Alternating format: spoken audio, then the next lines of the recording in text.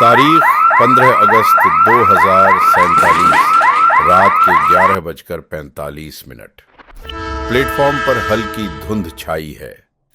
दूर से ट्रेन की सीटी की भारी रहस्यमयी आवाज गूंजती है। विक्रम 20 से 22 साल का एक साधारण सा लड़का कंधे पर बैग लटकाए प्लेटफॉर्म पर अकेला खड़ा है।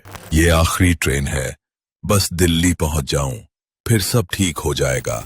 एक पुरानी जर्जर ट्रेन धीरे धीरे प्लेटफॉर्म पर रुकती है। इसके डिब्बे पुराने हैं, खिड़कियों के शीशे धुंधले और कुछ लाइट्स टिमटिमा रही हैं। विक्रम अकेला डिब्बे में चढ़ता है।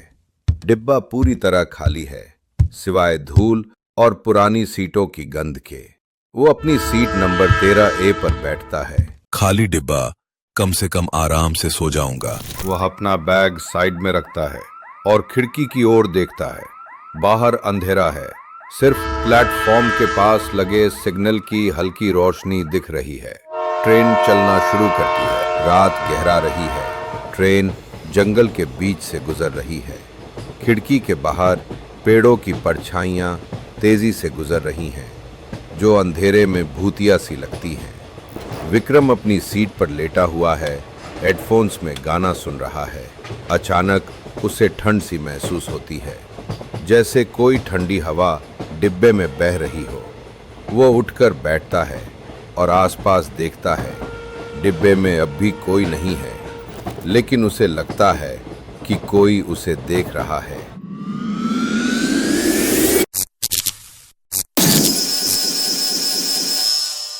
ये क्या था? हेलो, यहाँ कोई है क्या? वो अपने फोन की टॉर्च ऑन करता है और डिब्बे में रोशनी मारता है। कुछ नहीं दिखता। वो राहत की सांस लेता है और वापस बैठ जाता है। तभी उसे सामने की सीट पर एक आदमी बैठा दिखता है। पुराने जमाने का कोट, टोपी और चेहरा आधा छुपा हुआ। उसकी आंखें अंधेरे में हल्की सी चमक रही हैं। आप कब आए? मैंने तो आपको चढ़ते नहीं देखा। रात की ट्रेन में सबको दिखाई नहीं देता। तुम कहाँ जा रहे हो लड़के? दिल्ली। आप? मैं तो यहीं का हूँ। इस ट्रेन का कुछ गुम हो गया था, उसे ही ढूंढ रहा हूँ। विक्रम असहज हो जाता है। वो खिड़की की ओर देखता है, लेकिन खिड़की के प्रति पेपर में व्यक्ति नहीं न चलता। विक्रम डर जाता है। उसे बाहर सिर्फ अंधेरा है। अजनबी की आंखें चमक रही हैं, जैसे उनमें कोई रहस्य छुपा हो। ट्रेन एक सुनसान स्टेशन पर रुकती है। कोई यात्री नहीं चढ़ता। प्लेटफॉर्म पर सिर्फ धुंध और अंधेरा है। विक्रम अजनबी से बात करने की कोशिश करता है। आपका नाम क्या है अंकल? नाम? लोग मुझे सफर का साथी कहते थे। विक्रम डर जाता है। कहते थे मतलब? अजनबी कुछ नहीं बोलता, बस रहस्यमयी ढंग से मुस्कुराता है। अचानक वो गायब हो जाता है, जैसे हवा में घुल गया हो। ये क्या हो रहा है? वो अंकल कहाँ गए? विक्रम चौंक कर उठता है और आसपास देखता है। डिब्बा फिर से खाली है। वो अपने बैग की ओर देखता है। बैग खुला हुआ है और उसमें एक पुरानी जंग लगी चाबी पड़ी है, जो उसने पहले नहीं देखी। ये चाबी कहाँ से आई? ये मेरी तो नहीं है। 1947, ये तो आजादी का साल है। इतनी पुरानी चाबी तो उस अंकल की ही हो सकती है।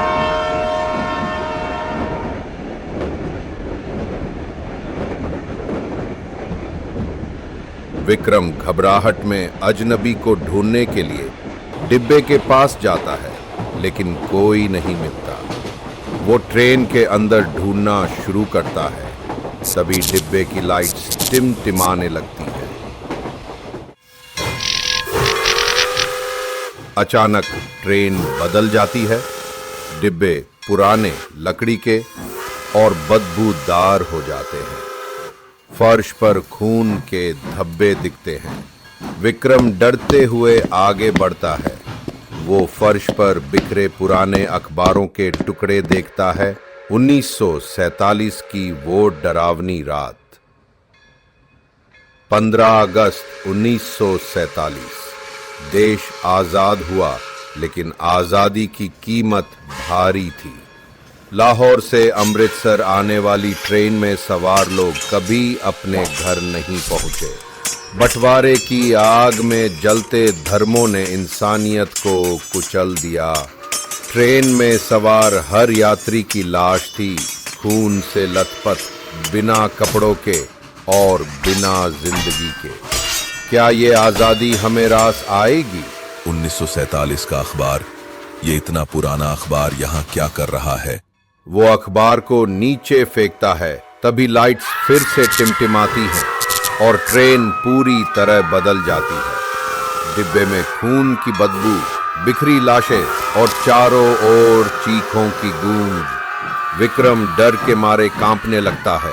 ये क्या हो रहा है? मैं कहाँ हूँ? विक्रम डरते हुए ट्रेन में आगे बढ़ता है। चारों तरफ खून और लाशें ही दिख रही हैं। अचानक उसकी नजर एक काले कवर वाली किताब पर पड़ती है, जिसे एक बिना सिर वाली लाश ने कसकर पकड़ा हुआ है। किताब पर खून के छींटे हैं और वो रहस्यमयी लग रही है, जैसे कोई उसे बुला रहा हो। विक्रम कांपते हाथों से किताब उठाता। 15 अगस्त 1947। मैं लाहौर से अमृतसर की ट्रेन में हूँ। बंटवारे ने सब कुछ बदल दिया। लोग धर्म के नाम पर एक दूसरे का खून बहा रहे हैं। इस ट्रेन में मेरे साथ मेरी पत्नी और नवजात बेटी है, लेकिन मुझे डर है, कुछ गलत होने वाला है। पन्ना खून से सना है, लिखावट धुंधली। मैं ये जल्दी जल्दी लिख रहा हूँ। अगर मैं मर भी गया तो अपनी बेटी को ज़रूर बचा लूँगा। मैंने अपनी बेटी को मेरे इस काले संदूक में बंद कर दिया है। कोई अगर इस किताब को पढ़े तो मेरी बच्ची को ज़रूर बचा लेना। मैं बच्चों या फिर नहीं, मुझे उसकी कोई परवाह नहीं, लेकिन मैं मरते दम तक अपनी बेटी का ख्याल रखूँगा। विक्रम किताब को कांपते हाथों से पकड़े हुए है। किताब का आखिरी पन्ना खून से लथपथ है और रोहन की लिखावट धुंधली पड़ चुकी है। विक्रम की नजर किताब के आखिरी शब्दों पर अटकती है। मेरी बेटी, संदूक, उसे बचाओ।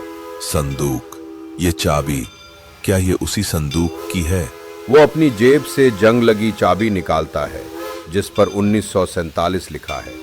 तभी ट्रेन में एक जोरदार झटका लगता है और लाइट्स पूरी तरह बुझ जाती हैं। अंधेरे में सिर्फ चीखों और हंसी की भयानक आवाजें गूंज रही हैं, जैसे कोई आत्मा दर्द में चिल्ला रही हो।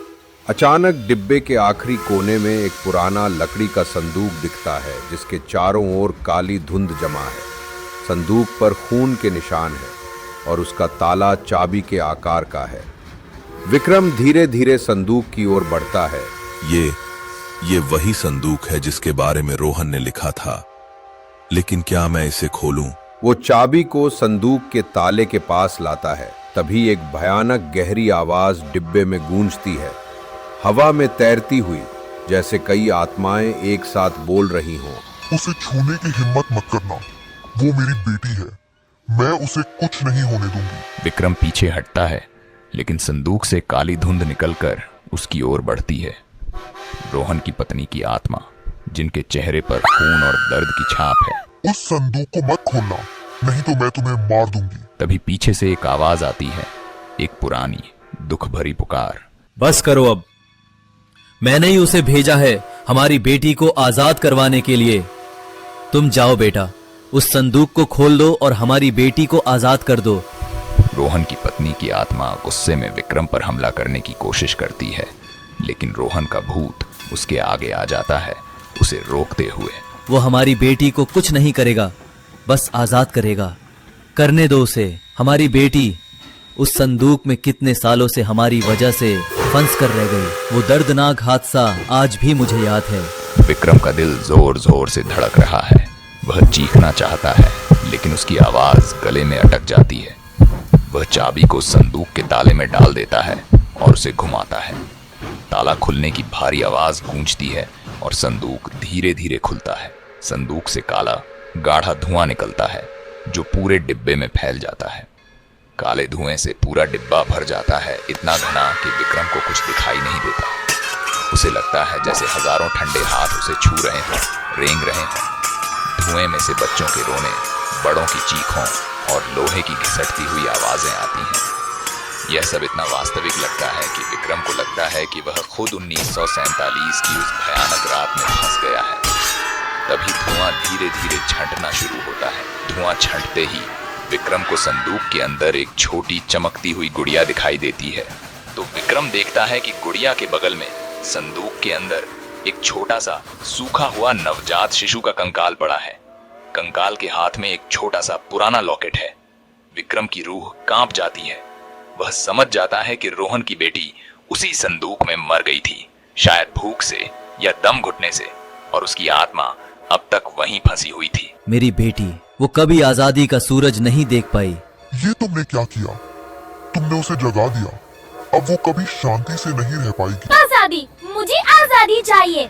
विक्रम डर के मारे कांपने लगता है। उसे लगता है कि वह उसी त्रासदी का हिस्सा बन गया है।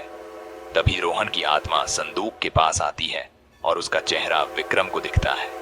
आंखों में गहरा दुख और पश्चाताप है। इसे अब शांति दो बेटा, ये हमारा बोझ है जो हमने इस दुनिया को दिया है, इसे मुक्त करो। विक्रम कंकाल वाले लॉकेट को उठाता है।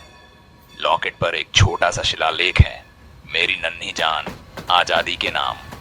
जैसे ही विक्रम लॉकेट को छूता है, उसे एक तेज झटका लगता है और उसे अतीत की सारी तस्वीरें दिखाई देती हैं। ट्रेन में हिंसा, लोगों का नरसंहार, रोहन का अपनी बेटी को संदूक में छिपाना और फिर खुद मर जाना। विक्रम की आंखों में आंसू आ जाते हैं। वह समझ जाता है कि वह सिर्फ एक यात्री नहीं है, बल्कि वह इतिहास का एक हिस्सा बन गया है जिसे यह बोझ उठाना होगा। वह लॉकेट को कसकर पकड़ता है और शिशु के कंकाल की ओर देखता है। मैं तुम्हें आजाद करता हूँ, तुम आजाद हो। जैसे ही विक्रम यह कहता है, कंकाल से एक चमकदार रोशनी निकलती है जो पूरे डिब्बे को भर देती है। लाशें, खून के धब्बे और भयानक दृश्य धीरे धीरे गायब होने लगते हैं। रोहन और उसकी पत्नी की आत्माएं एक दूसरे की ओर देखती हैं। उनके चेहरों पर पहली बार शांति दिखती है। वे एक दूसरे का हाथ पकड़ते हैं और रोशनी के साथ ही हवा में घुल जाते हैं। रोशनी धीमी होती है और विक्रम की आंखें खुलती हैं। वह देखता है कि वह अब उसी पुराने खाली डिब्बे में है जहां वह पहले बैठा था। बाहर खिड़की से सुबह की पहली किरणें अंदर आ रही हैं। ट्रेन अब धीमे चल रही है और दूर दिल्ली स्टेशन की आवाजें सुनाई दे रही हैं। डिब्बे में अब कोई लाश नहीं, कोई खून के धब्बे नहीं और न ही कोई भयानक आत्माएं। सिर्फ सुबह का शांत वातावरण है। विक्रम अपनी जेब में हाथ डालता है और उसे वही जंग लगी चाबी मिलती है जिस पर अभी भी 1947 लिखा हुआ है। लेकिन अब चाबी पर एक नई चमक है, जैसे उसे एक नया उद्देश्य मिल गया हो। अचानक ट्रेन धीमी हो जाती है और एक स्टेशन पर रुकती है। यह दिल्ली स्टेशन है। सूरज की पहली किरणें खिड़की से अंदर आती हैं, डिब्बे को रोशन करती हैं। विक्रम अपने बैग उठाता है। संदूक, किताब और खून के निशान सब गायब हो चुके हैं। वह अकेला है, लेकिन अब उसके दिल में कोई डर नहीं है। वह ट्रेन से उतरता है। प्लेटफॉर्म पर लोग चहल पहल कर रहे हैं। सुबह का समय है। आखिरकार दिल्ली। विक्रम को लगता है जैसे वह एक बुरे सपने से जागा हो। वह अपने कंधे पर बैग लटकाए भीड़ में घुल मिल जाता है। वह एक नए जीवन की ओर बढ़ रहा है, उस ट्रेन में गुजरी भयानक रात की यादों के साथ, जिसने उसे एक अदृश्य महत्वपूर्ण कार्य पूरा करने का अवसर दिया था। व्यक्तिगत संबंध स्थापित किया है। वह स्टेशन के बाहर निकलता है और एक ऑटो रिक्शा लेता है। जैसे ही वह ऑटो में बैठता है, उसकी नजर आसमान पर पड़ती है। सूरज की सुनहरी किरणें बादलों को चीरती हुई धरती पर पड़ रही हैं, एक नए सवेरे का प्रतीक। कुछ कहानियां कभी खत्म नहीं होती, वे बस एक नया रास्ता ढूंढ लेती हैं। और कभी कभी सबसे अंधेरी रातें ही सबसे चमकीले सवेरे लेकर आती हैं।